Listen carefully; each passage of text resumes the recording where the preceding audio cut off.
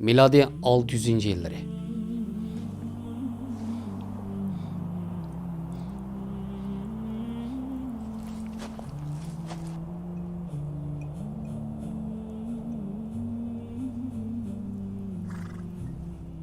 Mening bütün ömrüm mush tashlarni to'shish bilan o'tamdi.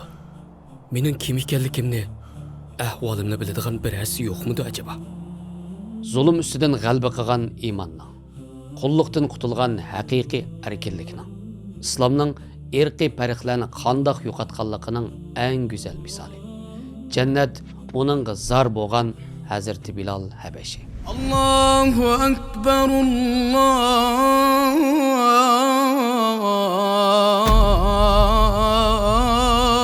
akbar.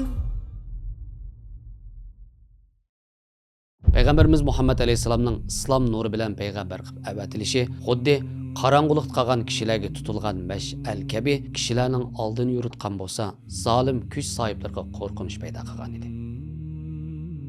Chunki ilohiy adolat har bir insonga insonlik haqqini berish bilan birga boy kambag'al, oq qora ayirmasdan har bir odam hur, barobarlik ichida yashaydigan tuzumni olib kelib, zulm ustiga qurilgan barliq qonun va tuzumlarga urush ochgan edi. Adolat va hurlik tashna bo'lgan qora tanlik bu yigit Esyobiyalik ko'chman qo'l bo'lib Makkadagi katta boshlarning biri bo'lgan Umayya ibn Xalaf degan kishining qo'l ostida edi. Umayya ibn Xalaf bo'lsa Makkadagi payg'ambarimizga eng qattiq qarshi turadigan va o'sh ko'radigan mushriklarning biri edi. Uning payg'ambarimiz haqida qilgan nafratli gaplari uning qo'l ostidagi Bilalning qo'liga kirib turdi.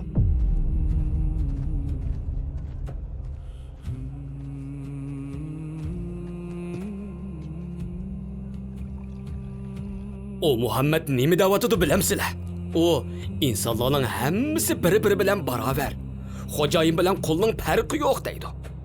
Bu gap qullarning xo'rikini o'stirib, jamiyatimizni egiz-pas qilyotidi. Xo'jayin bilan qul barobar. Hamma inson o'xshash. Bu gaplar xuddi qalbimdagi yorug'i malam bo'lgandek anglayotidi. Asli zolimlarni bu so'zlar qo'rqitib deganda. Peygamber Aleyhisselam ep kelgan dinning Umayya ibn Xalafga o'xshash zolimlarni qo'rqitganligi, andishiga sog'anligi Bilalning erkinligi bo'lgan tashnaligi bilan uchrashadi. Bilalning quliqiga kirgan eng ta'sirli xabar islomning insonlar bir-biriga barobar. Oq tanlik bilan qora tanlikning farqi yo'q. Xo'jayin bilan qul Allohning oldida bir degan ta'limoti edi. Yillardan beri tosh to'shib, xorlanib, jismi qulluqda ezilayotgan Bilal uchun bu so'zlar xuddi qorong'u g'arga kirgan bir nurga o'xshaydi. U o'z-o'ziga Men bir toshbutning qo'li emas, balki butkul olamni yaratgan bir Allohning bandisi bo'la oladi ekanman-da. Bu nima degan ulug' din? deb o'yladi. Bu dinni tushunish uchun tunji qatim mustaqil harakat qildi. Bilal oxir fursat tepib, yoshirincha payg'ambar alayhisalomning yoniga bordi. U yerda Rasulullohning muloyimligini, samimiyatini va kishilarga qilayotgan go'zal muomalasini ko'rib, asli insonning mundaqmi qimmati bo'ladi ekan deb o'ylaydi. Qalbi islomga butunlay ochiladi. Rasululloh uningga islomni tushundirganda Bilal hech ikkilanmasdan ashhadu an la ilaha illalloh va ashhadu anna Muhammadar Rasululloh deb shahodat etdi. U shu daqiqada jismi qul bo'lsa-mu, ruhi jihatdan butun Makkadagi zolim boylardan erkin va yuksak bir maqomga erishdi. Bilal musulmon bo'lganda islomni tunji qabul qilgan 7 kishining biri edi. U qul bo'lg'achqa uning musulmon bo'lishi Makka jamiyati uchun qabul qilg'ili bo'lmaydigan bir isyon deb qaraldi. Chunki qullarning mustaqil qarori yo'q edi. Ammo Bilal iymon kuchi bilan ruhiy qulluqdan tamoman qutulgan. Bilalning musulmon bo'lganligini bilgan Umayya ibn Xalaf g'azabdan teshib, uni dindan yondirish uchun dahshatli qiyin qistiqlarni boshlaydi.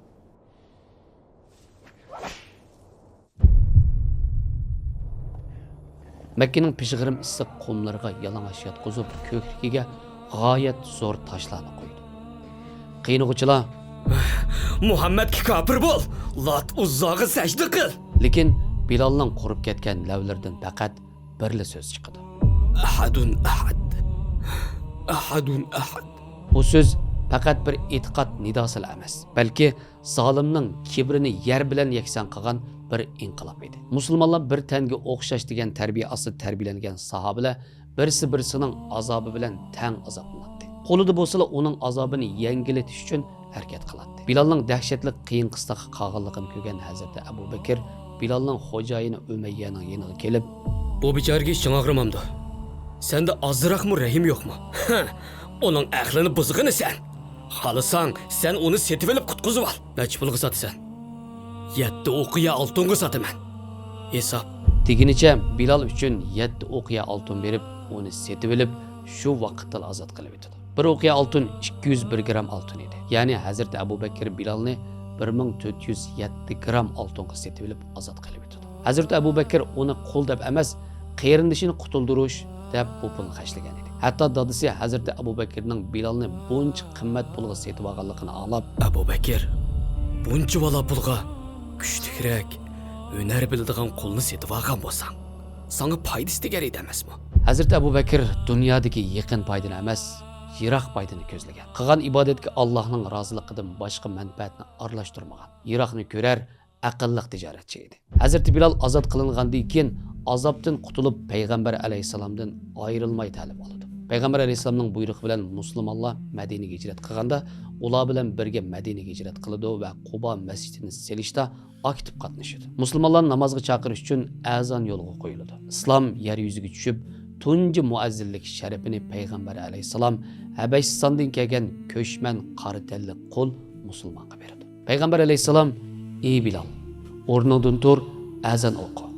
Nima degan buyuk sharaf. İslamda bunundan boshqa hech qanday ta'limoti bo'lmagan taqdirdami Rasulullohning bu sharafni qari tellik ajnabiy birisiga berganligi biz e'tiqod qilgan bu dinda oq tellik bilan qari tellikning, arab bilan ajamning, yerlik bilan chet ellikning hech qanday bir farqining yo'qligiga yetarlik bo'ladi. Hazrat Bilalning Allohga bo'lgan iymoni nihoyat samimiy bo'lib, uning maxfiy amallari ko'p edi. Bir kun payg'ambar alayhisalom Hazrat Bilalga: "Ey Bilal, sen qanday ibodat qilyapsan? Men sening jannatdagi oyoq tevishlaringni angladim" dedi. Hazrat Bilal: "Ey Rasululloh, men cho'ng ish qilmadim. Faqat tahorat olgandan keyin namoz o'qiyman" deb javob berdi. Yana bir hadisda men azon to'lab bo'lgandan keyin 2 rakat namoz o'qidim degan. Payg'ambar alayhisalom mana mush sababdan degan. Hazrat Bilal o'zining muazzinligi bilan ko'p aylanmasdan payg'ambarimiz bilan birga jihadlarga qatnashdi. O Badr urushida o'ziga ko'p zulmlarni saqan ilgirki xo'jayini Umayya ibn Xalafni Abdurrahman ibn Avfning asrab manganligini ko'rdi, uning ko'ziga g'azab ushquni to'ldi va uning hujum qilish uchun darhol etildi. To'xta Bilal. Men uni Rasulullohning qishiga etmandim. U hayot bo'ladi ekan, men hayot turmayman. Ey ansarlar, kafirlarning kattibashi Umayya bu yerda. Ansarlar kelib Umayyani qorshab oldi. Hazrat Bilal Makkada uni iymonidan yondirish uchun dahshatli zulm qilgan zolim Umayya ibn Xalafga qilish urib o'ldirib etdi. Hazrat Bilalga uning iymoni Makka ko'chalarida kichik bolalarga so'rab o'ynashiga tashlab berilsa qarshilik bildirolmaydigan darajadagi ruhiy qulluqdan zolim xo'jayiniga qilich sola oladigan ajoyib qo'rqmas ruh ato qilgan edi. Asli iymon odamning qalbiga haqiqiy o'rnashganda zolim qancha kuchli bo'lsa-mu uning ko'zida nihoyat kichik bo'ladi. Uningdan qo'rqmaydi. Hazrat Bilal islomga kirgandan keyin mana mushundaq jasorati va jarongliq ovozi bilan islom yo'liga o'zini ataydi. Payg'ambar alayhisalom Bilal haqida jannat 3 kishiga taqozo bo'lib ketdi. Uning biri Bilaldir degan edi.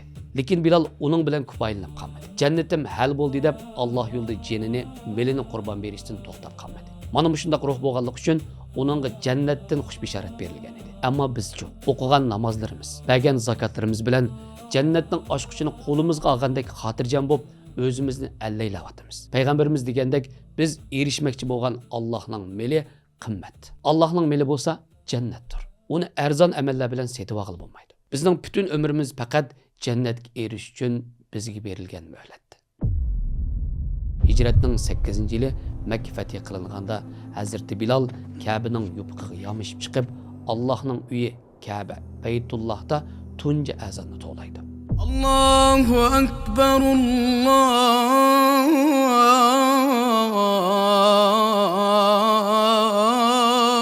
akbar.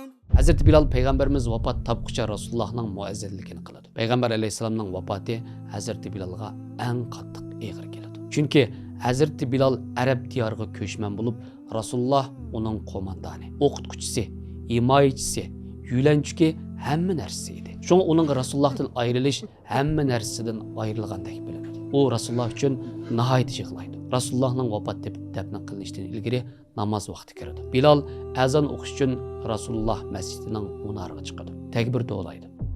Ashhadu anna Muhammad.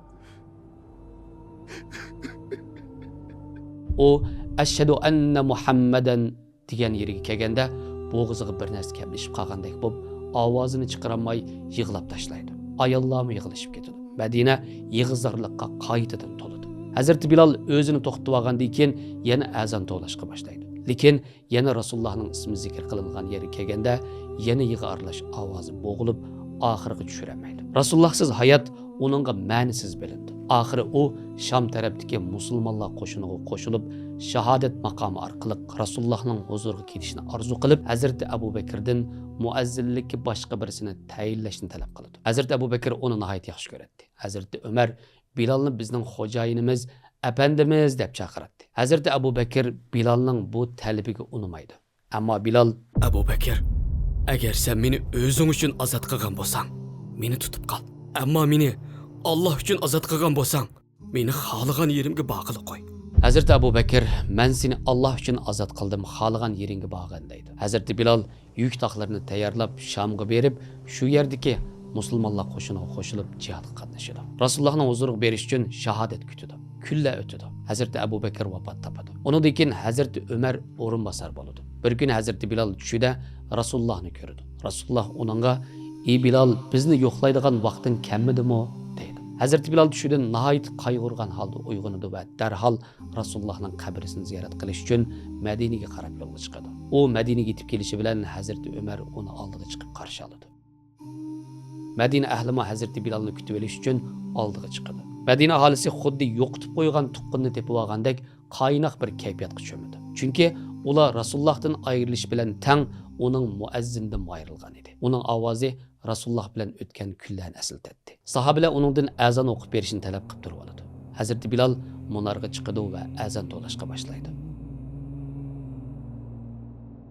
Uning azini Madina osmonini qoplash bilan go'yo Rasululloh qaytib kelgandek hammasi yig'ilishib ketadi. Hazrati Bilalmi yig'lab ketadi. Hazrati Bilal Rasulullohning qabrisini ziyorat qilib bo'lgandan keyin yana Shamga qaytadi. Uzun o'tmay Amr ibn As Quddusni ozod qildi. Masjidul Aqsa musulmonlarning qo'liga o'tadi. Bu ulug' masjidda shahodat kalimasini e'lon qilish sharafiga yana qiyin qistoqda o'lim girdobiga berib qolgandimi, o'nini tavhid kalimasi bilan yangritib turgan Habasistonlik qul Hazrati Bilal erishdi. Hazrati Umar ibn Xattob radhiyallohu anhu o'zi Quddus shahriga kelib, shaharning ochqichini topshirib oladi va payg'ambar alayhisolamning vafotidan keyin azon aytishni to'xtatgan Bilalni u shaharda azon aytishga buyurdi. Alloh yo'lida tortilgan azob hech qachon yerda qolmaydi. Shirkni rad qilgan ham Allohning birligini jakarlab kelgan Bilalning ovozi Madina, Makka va muqaddas shaharlarning 3 yilisida tunji azonni aytishga muyassar bo'ldi. Hazrati Bilal ma'lum bir kuni kasal bo'lib qoldi. Kasal tug'an sir eg'irlashib, oxiri sakratga tushdi.